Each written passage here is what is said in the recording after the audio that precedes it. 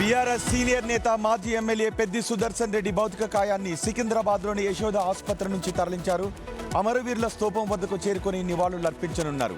అటు నుంచి నర్సంపేటకు తరలించి సాయంత్రం 6 గంటలకు నల్లబెల్లిలో అంత్యక్రియలు నిర్వహిస్తారు.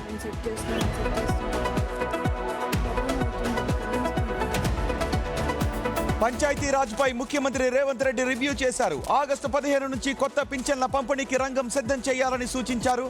ప్రతి గ్రామానికి తారు రోడ్డు నిర్మించాలని సూచించారు సీఎం.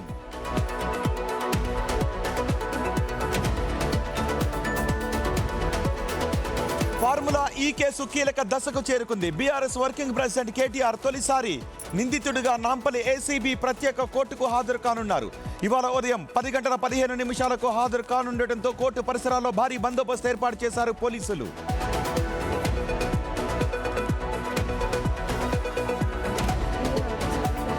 గత బీఆర్ఎస్ పాలనలో ధరణి పేరుతో రాష్ట్రాన్ని కొల్లగొట్టారని ఫైర్ అయ్యారు మంత్రి పొంగులేటి. సర్వే చేసి భూ సమస్యలు పరిష్కరిస్తామన్నారు. ఎవరు తప్పు చేసినా శిక్షలు తప్పవని స్పష్టం చేశారు పొంగులేటి.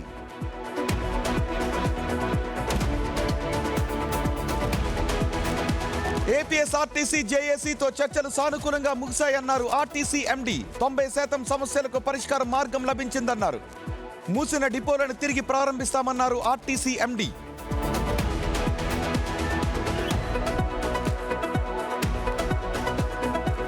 విజయవాడ సాయికృష్ణ లాకప్ డెత్ కేసులో నాగరాజు తొలి విచారణ ముగిసింది. సిఐ నాగరాజును 25కు పైగా ప్రశ్నలు అడిగినట్టుగా అధికారులు చెప్పారు.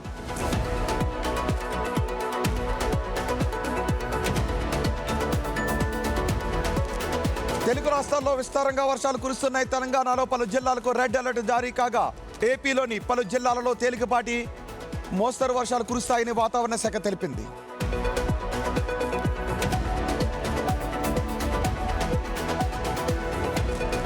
దగ్గుబాటి ఫ్యామిలీకి హైకోర్టు షాక్ ఇచ్చింది.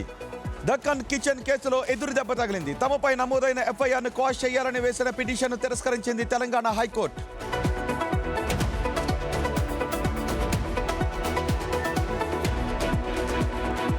రాహుల్ గాంధీపై సభా హక్కుల ఉల్లంఘన నోటీసులు జారీ చేసింది బీజేపీ.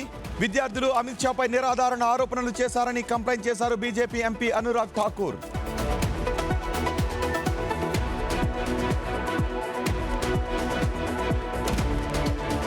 ప్రధాని మోదీ ఎక్స్లో మరో వీడియోను పోస్ట్ చేశారు. విద్యార్థుల భవిష్యత్తుతో చెలగాటమాడే పేపర్ లీక్ ముఠాలను అసలు వదిలిపెట్టేది లేదు అని హెచ్చరించారు. పారదర్శకమైన పరీక్షా విధానం కోసం చర్యలు తీసుకుంటున్నామని స్పష్టం చేశారు.